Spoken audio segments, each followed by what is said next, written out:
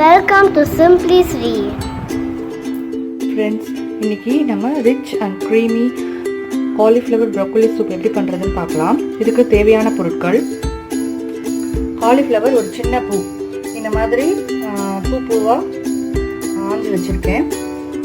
அப்புறம் ஒரு சின்ன ரொம்ப வெரி ஸ்மால் சைஸ் broccoli, அதையும் பூவாக எடுத்து வச்சுருக்கேன். அப்புறமா ஒரே ஒரு கேரட், இது நல்ல ஃப்ளேவர் கொடுக்கும், அதுக்காக அதை தோல் சீவிட்டு இந்த மாதிரி க்யூப்ஸாக கட் பண்ணி வச்சுக்கலாம். இது 2 டேபிள் ஸ்பூன் ஆல்மண்ட் பவுடர். நான் ஒரு 10 ஆல்மண்ட்ஸ் தண்ணியில் ஊற வச்சுட்டு ஒரு 20 மினிட்ஸ் வார்ம் வாட்டரில் ஊற வச்சுட்டு தோலை உரிச்சிட்டு மிக்சியில் லைட்டாக பொடி பண்ணிக்கலாம். ஸோ அந்த பொடி தான் இது. அப்புறம் கொஞ்சம் கொத்தமல்லி, ஒரு 1லேருந்து 1.5 டேபிள் ஸ்பூன் வீட் ஃப்ளோர். யூஸ்வலாக மைதா போடுவாங்க, மைதா வேண்டாங்கிறதுக்காக நான் கோதுமை மாவு எடுத்துட்டுருக்கேன். 2 டீஸ்பூன் நெய், 1/2 கப் பால், தேவையான அளவுக்கு பெப்பர் அண்ட் சால்ட். இன்னும் கொஞ்சம் வாட்டரியாக வேணும் சூப் அப்படின்னா கொஞ்சம் வாட்டர் ஆட் பண்ணிக்கலாம். இப்போ ஒரு பவுலில் வாட்டர் எடுத்துட்டுருக்கேன். இதில் கொஞ்சம் மஞ்சள் தூளும் கல்லுப்பு போட்டிருக்கேன். இது நல்லா பாயில் ஆகிடுது. இப்போ நம்ம காலிஃப்ளவரையும் ப்ரக்கோலியும் பேன்ச் பண்ணி எடுத்துக்கலாம். காலிஃப்ளவர் இதில் போட்டு 10 மினிட்ஸ் மூடி அதுக்கப்புறமா தண்ணியை வடிச்சிட்டு அதில் பூச்சி ஏதாவது இருந்ததுன்னா அதை கிளியர் பண்ணிவிட்டு யூஸ் பண்ணிக்கலாம். ப்ரக்கோலியை காலிஃப்ளவர் அளவுக்கு 10 மினிட்ஸ் ஊற வைக்கணும் அப்படிங்கிறது, 10 மினிட்ஸ் வெந்நீரில் வைக்கணுங்கிற அவசியம் இல்லை. ரொம்ப நேரம் அதில் அந்தளவுக்கு பூச்சிலாம் இருக்காது, இருந்தாலும் அது 1 மினிட் மட்டும் போட்டு எடுத்துக்கலாம். அதுக்கு மேலே போட்டோன்னா அதில் உள்ள நியூட்ரியன்ஸ்லாம் டெஸ்ட்ராய் ஆகிடும்.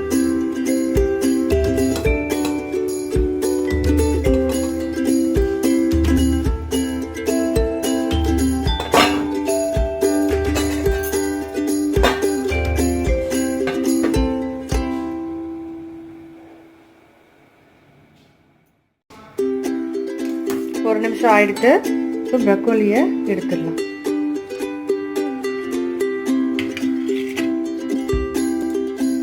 இப்போ காலிஃப்ளவர் போடலாம்.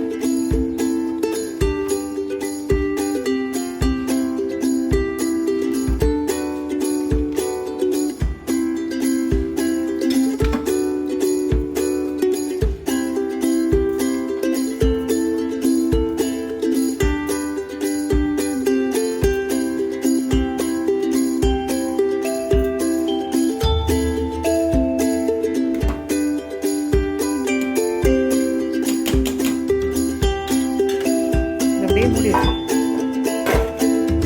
10 நிமிஷம் வெந்நீரில் இருக்கட்டும். அதுக்கப்புறமா இப்போ காலிஃப்ளவரையும் வெந்நீரில் போட்டு எடுத்தாச்சு. இப்போது இந்த காலிஃப்ளவரை இந்த மாதிரி பிரித்து பார்த்தா இந்த இடத்துலலாம் பூச்சி இருக்கும், அதெல்லாம் எடுத்துகிட்டு யூஸ் பண்ணிக்கலாம். இப்போது பேரலாக நான் கேரட்டையும் இந்த மாதிரி தண்ணியில் வேக போடாச்சு. இப்போ கேரட் வெந்துடுத்து.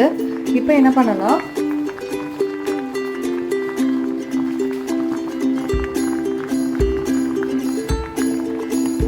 இந்த பாதாம் பவுடரை இதில் போடலாம். அது ஜஸ்ட் மிக்ஸ் ஆனால் போதும்.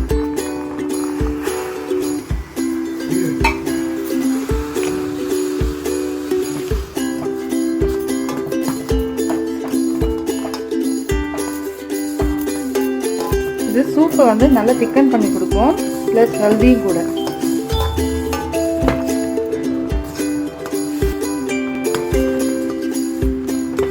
ஒரு நிமிஷம் இப்படி கிளறிட்டு இதை ஆஃப் பண்ணிடலாம்.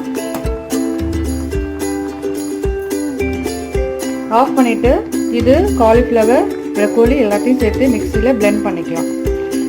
கொரியாண்டரையும் சேர்த்து பிளெண்ட் பண்ணிக்கலாம். பிளெண்ட் பண்ணிவிட்டு பார்க்கலாம்.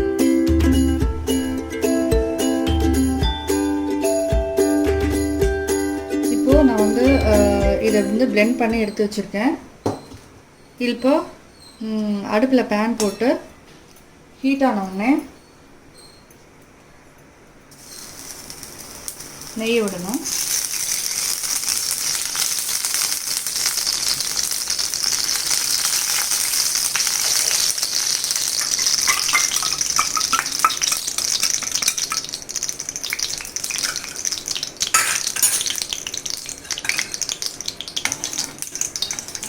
இதில் இந்த கோதுமை மாவு ஊற்றலாம்.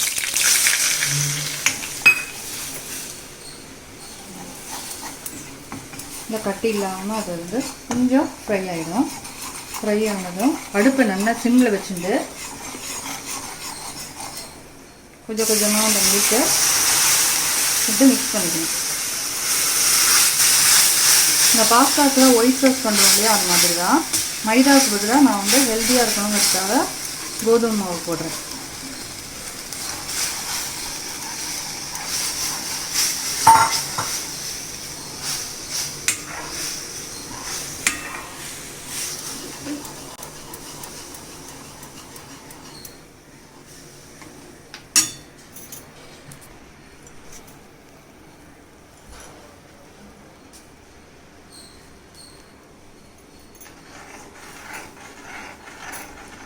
இப்போ இந்த சூப்புக்கு தேவையான சால்ட்,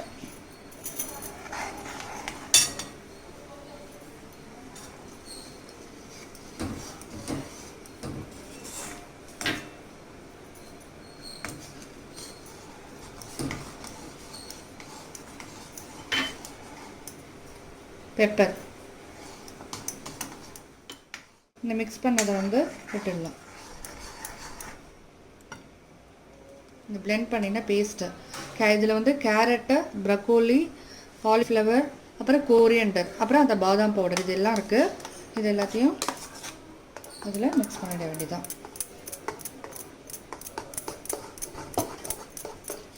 இந்த சூப் வந்து ரொம்ப ரிச்சாக இருக்கும், நல்லா க்ரீமியாக இருக்கும்,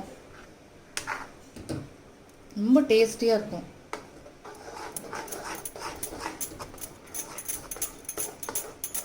நல்லா இது ஒரு தடவை ட்ரை பண்ணி பாருங்கள். இது எல்லாருக்கும் ரொம்ப பிடிக்கும் இந்த சூப்.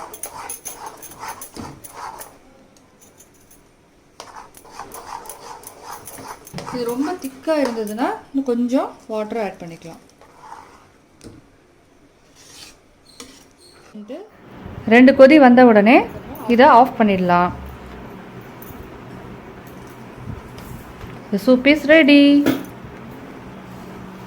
இந்த வீடியோ உங்களுக்கு பிடிச்சிருந்தா நம்ம சேனலை சப்ஸ்கிரைப் பண்ணுங்கள், ஃப்ரெண்ட்ஸ் அண்ட் ஃபேமிலியோட ஷேர் பண்ணுங்கள். தேங்க்ஸ் ஃபார் வாட்சிங்.